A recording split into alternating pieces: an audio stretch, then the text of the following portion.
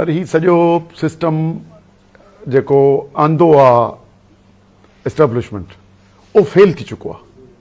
जेको 2022 में आंदो या 2024 जे जालसाज़ इलेक्शन्स जे ज़रिए आंदो, इहो फेल थी वियो आहे। ऐं मुल्क जो न सिर्फ़ु सियासी निज़ाम फेल थियो आहे, मुल्क हिकिड़े अहिड़े जंगी हालतुनि पियो वञे जेको पाड़ेसरी यानी हितां जी जेका फॉरेन पॉलिसी आहे उहा ख़ुदि फेल्यूअर आहे। उन जे करे हिन खे ठीकु करण लाइ ही मौजूदा सिस्टम खे रैपअप करणो पवंदो ऐं शफ़ाफ़ सियासी इलेक्शन्स करणा पवंदा।